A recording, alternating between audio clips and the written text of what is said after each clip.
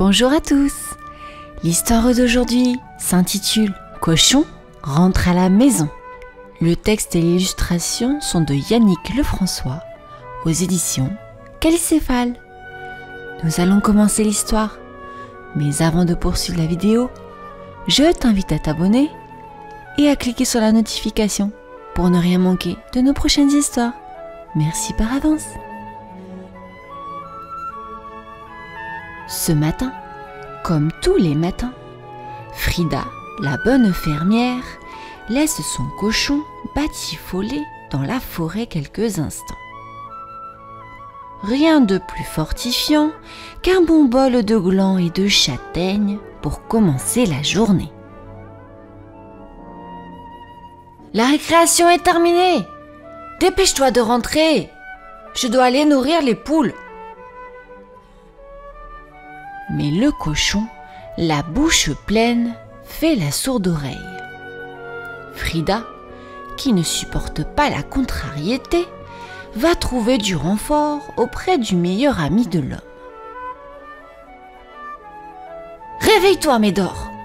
Va croquer les fesses dodues de ce cochon têtu. Il n'est, hélas, pas aussi obéissant que toi. Mais le docile molosse se fiche pas mal de sa réputation. Il soulève péniblement une paupière et marmonne. Pourquoi veux-tu que j'aille le mordre? Il ne m'a rien fait. En plus, cela risque de me donner chaud. Et un chien chaud n'est bon qu'avec de la moutarde. La bonne fermière, qui ne supporte pas qu'on lui désobéisse, s'en va trouver le bâton. Bon sang de bois, toi le bâton, je t'ordonne d'aller taquiner le dos du chien, qui ne veut pas mordre le cochon, qui ne veut pas rentrer à la maison. Servir de matraque réveille mon trac. Et puis ce chien ne m'a rien fait. Je suis un bâton de berger, moi, et non un bâton de fessée.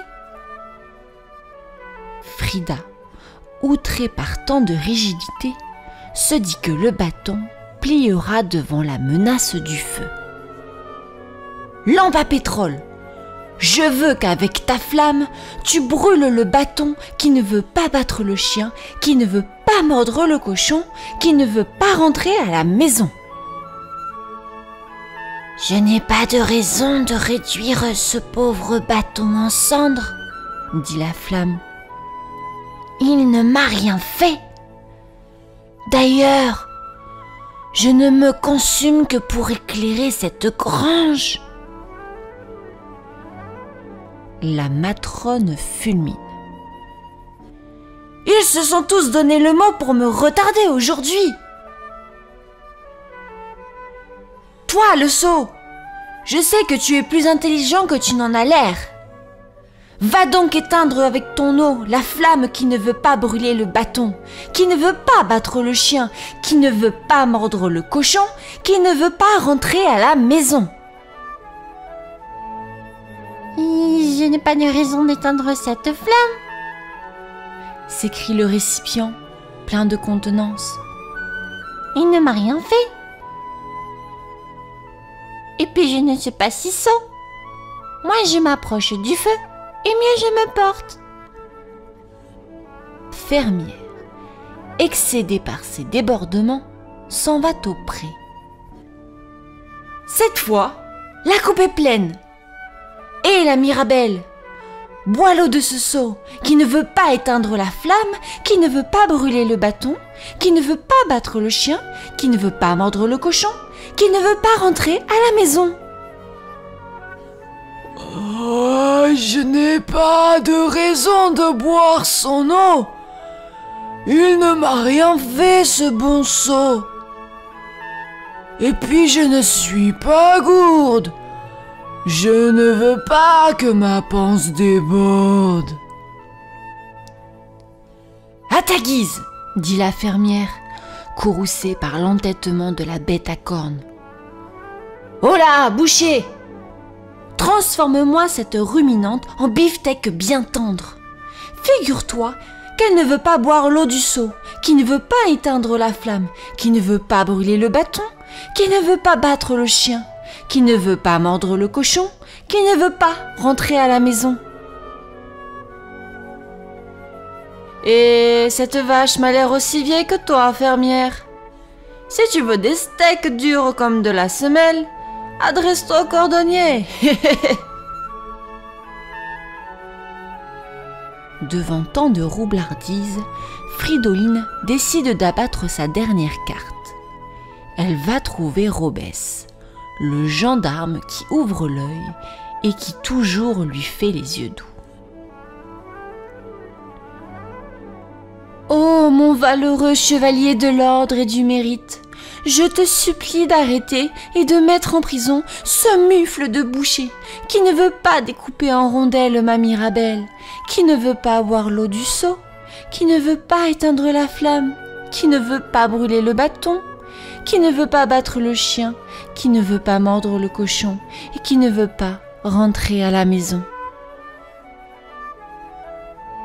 Oh, ma petite fleur des champs, si ce malotru t'a fâché, je m'en vais le jeter au cachot, répond le preux chevalier.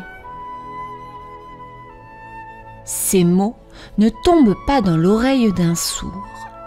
Le boucher pas bouché, qui tient trop à sa liberté, se précipite sur la vache, qui se rue sur le seau, qui se jette sur la lampe, qui fond sur le bâton, qui s'abat sur le chien, qui saute sur le cochon, qui prend ses jambes à son cou et file droit vers la porcherie.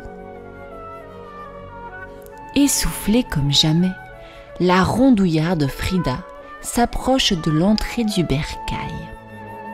« Enfin, je te tiens, tête de lard. Tu es coincée maintenant. À cause de toi, j'ai perdu toute une matinée de labeur. Pourquoi n'as-tu pas obéi tout de suite? Réponds, si tu ne veux pas finir en boudin. Purée !» Le cochon redresse le groin et déclare: « Je saurais rentrer tout de suite si tu m'avais dit « S'il te plaît ». Ce n'est tout de même pas compliqué de demander les choses poliment. Non, dans c'était caché. Tu ne me l'as pas dit non plus, fermière, dit le boucher estomaqué. Bon sang de moi, pareil pour moi, renchérit le bâton. J'en rougis pour toi, Frida, déclare la flamme.